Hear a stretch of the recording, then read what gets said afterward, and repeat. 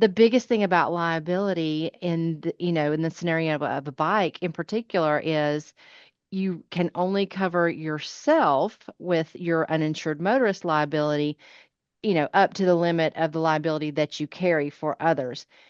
We talk all the time, we talk a lot about how many drivers in this area are uninsured or underinsured. So, assuming that if someone else hits you, that their policy is going to pay for your medical bills is also a very big risk. Absolutely. So this is the part where, we understand, if you're riding your motorcycle, how much liability damage can you really cause to somebody else? We get that Right. because you're not in a, you know, 10-ton vehicles, right? We get it. Yeah. Um, but like Christy mentioned, you have to really keep in mind that liability will also protect your guests if you're being sued Hmm. by your passenger, right?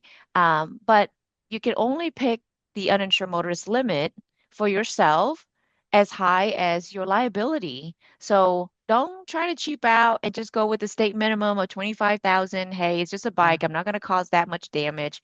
We Yeah. get it. But if you have 25,000 only for other people, you Then can that's all you're going to only. get for yourself, right? So, in Yeah, particular, if you don't have really great health insurance, this is not the place to skimp. absolutely. Because in reality, I think this is more countrywide, but really in our area in Tennessee, for example, you know, between 20 to 25% of drivers are on the road being underinsured or has no insurance at all. And that Hmm. statistic is only the ones that is recorded, guys. So that means they did get into an accident and it has to be Right, right. filed, it has to be reported.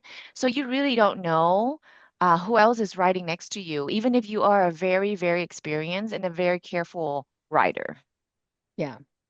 I mean, I'm a big buzzkill about motorcycles, and I know that. I get, how fun it must seem on the bike, but to me, it's just scary because, like you said, it doesn't matter how safe you are, it's about all the other drivers on the road. Yeah, and you really want to make sure that, not only your bike is covered, your liability is covered, but yourself. Like you touch on the fact that if you don't have so good health insurance, you might want to make sure you have really good uninsured motorists. The other Yeah, thing that is really nice about uninsured motorists too, guys, is that it also work as lost wages reimbursement. that's So right. Yep.